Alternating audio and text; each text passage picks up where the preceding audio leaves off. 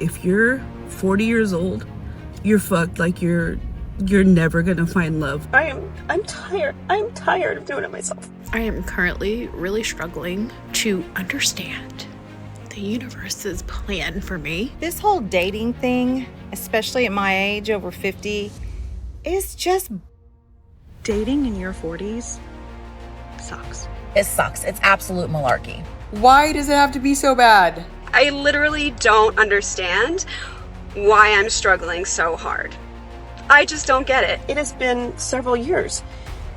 I think it was over a year that I had a date, and then it's been several years since then. If I have to go through one more talking stage, I'm gonna lose my mind. My God, it's so draining. Dating is draining. I just can't keep doing it. I'm tired of being alone. I want to share my life with someone. I am just freaking tired. Whenever I even get the tiniest glimpse of hope, it immediately disappears. How many kids do you have? And how old are they? We are in our mid-40s to early 50s, Greg. Our kids are grown. They ain't looking for a new daddy. I am. Fuck. Looking for a new partner in your 30s, 40s, or beyond is very hard. And let's face it, women around this age struggle in modern dating. But why? Why are they struggling? Yeah, you date people and like sparks fly, and then it's just like, oh, I found better. Oh, I went on a second date with somebody else and connected with them, and I want to try to pursue that. You were great, though. You were great. I want to share my life with someone. I want to feel the joys. I want to have my hands held. I want to be held. I want to kiss. I want to support. I want to make coffee with that person. I want my person. I want my person. Why is it so hard to find your person? Why is it so hard for older women to find their person? Is it that there are no good men left in society? Have all the good men been shipped to a different planet? Where are all the good men? I'm getting too old for the drug dealers and the scammers. Like, I want a stable man. I want a good man. They have to be out there. Those of us that are in the dating game have to believe that they're out there, or we wouldn't be doing it. Why aren't you looking for good women who are ready to be in a relationship and not sleep around? I want a man that has money coming in legally, he's smart as shit, and can teach me some shit. Where are all the good men that are ready and want to build a beautiful life together? Where are all the good men that want to prioritize their family, their girlfriends, and the people around them that matter? Where are all the good age-appropriate men who are still wanting somebody to hang out with sometimes? What are you doing? Where are you? It's a powerful question, and one that reflects a lot of the frustration and confusion in the modern dating scene. But here's the thing, good men aren't necessarily gone. Maybe they've stopped putting themselves out there because this is what they have to deal with. Under no circumstances will I ever touch bills as long as I got a husband. None. You see how I don't date broke men? Very mindful, very demure. You want to get him to be all interested in you? Get him to spend money. That's how you know that, oh yeah, he's gonna be invested. Instead of dating a man who wants to split the bill with you and asks you, what do you bring to the table? Date a high-value provider who would absolutely feel so emasculated if he ever asked his date to pay. I'm not like you other girls. I don't go 50-50 with a man. A man picks me up. I don't drive to see a man. A man pays for my Uber. Some of your friends are probably deep into relationships with dusty poor men, but you have the chance to marry rich. And that right there, ladies and gentlemen, is why the dating market is screwed. Women have these high standards, but will they drop them to get a man? Of course they won't. My favorite is when people are like, oh, you're gonna die alone. If you don't drop those standards, your standards are too high, you're gonna die alone. Bitch, I'll die right now. I'm gonna have boundaries. I'm not settling. You're better off single with high standards than in a relationship settling for less. I'm not gonna settle. I don't want to lower my standards or accept less than I deserve because I would rather be alone. Like, the opportunities are endless. The men are endless. Like, we can actually make anything our reality, and once you tap into that thinking and that's how you start thinking, you will be happier. I'll die prematurely. I'll die today. before I drop my standards. Now, is there a problem if a woman has high standards? No. Anyone can live how they please because it is their life. But the issue I have with their standards is that they complain later in life about how they are no good men and end up like this crying on the internet. I'm 53.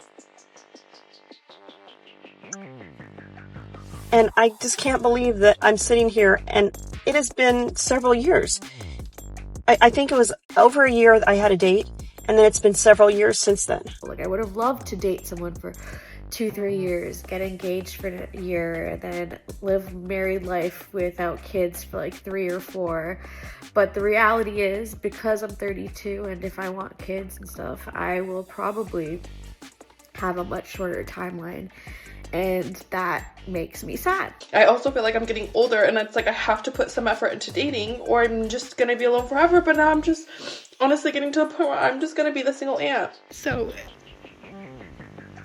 at what point do you just accept being single forever? I don't know. Look, it's tough, but the truth is, sometimes women have to lower their standards a bit if they want to find a good man.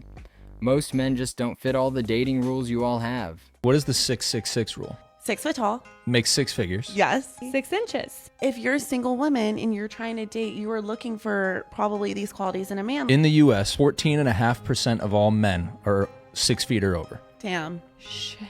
So good luck. Tough there already. Just on the height alone, that's tough. 17% of American men make over $100,000. Okay, at 6 inches, you're in the top 15th percentile. Damn. So you're looking for somebody who's in the top 15% of dick size, top 17% of annual salary, and top 14% of height. Why do I feel like those are so low? Because I feel like there's so many out there. Feelings are different than reality, and the truth is, women's feelings often paint a picture that doesn't fully align with what's actually happening.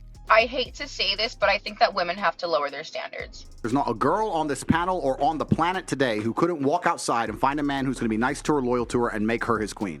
Women don't want that. The amount of chronically single girlfriends that I know, either approaching their 30s or already in their 30s, that are like wanting to settle down and have a family, but can't, is an epidemic at this point. They'll sit there and go, no, I want Chris Brown. And then they'll go try to get Chris Brown. Then Chris Brown will cheat. And they'll be like, I can't believe he cheated. I am devastated. Well, what the fuck do you think is going to happen? If I go to the car garage, right, you have to make a decision what you truly want in your life.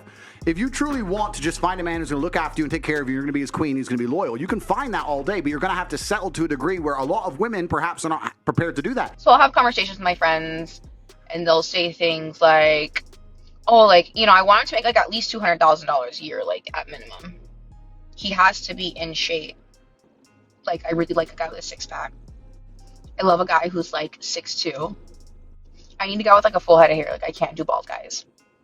Every single time you throw a new specification into what you desire, the only person that fits within the parameters of what you are looking for exists in your fucking dreams. They'd rather chase a fraction of a real G's time than have 100% of the time of a fucking dude who they don't respect at that level. And it's kind of like going to a car dealership. You walk in there, if you want reliability, you can get a Nissan. But if you want to get a Ferrari, it comes with headaches. It's going to come with problems. So when girls say to me, oh, you know what, Andrew, you know, you should be loyal to that. Men like me don't have to be. No, I've had girlfriends tell me like, oh my God, no, he's great, this and that, like, but I can't do a short king. So you're telling me you found a guy that's like not bad looking, has a great job with benefits, like financially stable, comes from a great family, and you can't do it because his legs aren't long enough? Like, you bitches are out of your minds. And it's crazy how many young women today seem to be following in the footsteps of the older women shown in this video. Many don't realize the gravity of their choices until their window for having biological children is nearly closed. By the time they wake up to this reality, starting a family often becomes risky. Ever since turning 40, I've been wondering if, you know, if I'm still fertile. And I looked on, a quick Google search will tell you that you have like a 5% chance each cycle. Well, I fucked around and we're about to find out. Here we go.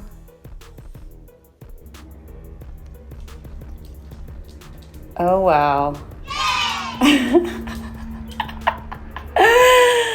All right, so all you ladies wondering if you can still get pregnant at 40 on the first try, I still got it. Several months later. Hey guys, so a couple days ago, I started feeling really intense cramps, and I know that can sometimes be normal in the second trimester, but they just kept getting worse and worse to the point where I started to wail. And I was texting my friend who has had a couple miscarriages. She said, "You're gonna have a miscarriage. You need to get to the hospital's labor and delivery unit." And I'm like, "You can just walk in?" Like, I didn't even know how to deal with the situation. In no way, shape, or form is this video making light of her situation, but this clip was added to highlight reality. The sooner a woman focuses on finding a partner who aligns with her values and character, rather than prioritizing superficial qualities like height, for example, which I covered in the previous video, the better it is for her future and for society as a whole. This has been the reality of older women in dating. Please like the video and subscribe if you haven't already. Now, to answer the question of where are all the good men, may I present this. Where are all the good men? Well, I'm sorry to tell you this, ladies, but they're done. They've walked away from today's modern women. They're done with dating, done with marriage, done with relationships. And why have these good men removed themselves from the dating pool? Well, unfortunately, chances are it's because women, when you dated that shitty guy, you may have adopted some traumas. And then when you dated that good guy, you didn't know how to treat him right, how to respect him, how to deal with a good guy. And you pass those traumas along to this good guy. No, the real reason they're leaving is because they don't see a point in relationships anymore. Because there is no point in relationships for today's men. They're expected to give while getting nothing in return. And what have the good men done? They've just removed themselves from the dating pool entirely. They've tightened their circles, they've figured out how to be comfortable with themselves, and they're not looking for anyone anymore. They're the ones who are at home on the weekends, they're the ones who are at the gym and just living their own quiet life. And that is why modern day dating has become so difficult, because the women are looking for the good men, but the good men have been hurt and removed themselves from the dating pool, and now you're stuck with the single men who are menaces, who are not looking to be good men because they know they can just keep running this cycle of treating women poorly and then moving on to the next woman and treating women poorly. And unfortunately, that is the debacle of the modern day dating sphere and why it's become so difficult. You want the good guys now, only after you've been to a couple bad ones. They've been told time and again that they aren't needed, aren't wanted, aren't necessary, and that they should just go away and leave women alone. And ladies, we've heard you loud and clear. Men are done with never being acknowledged, let alone appreciated for all that they do. So if you're wondering why all the men have walked away, there's your reasons.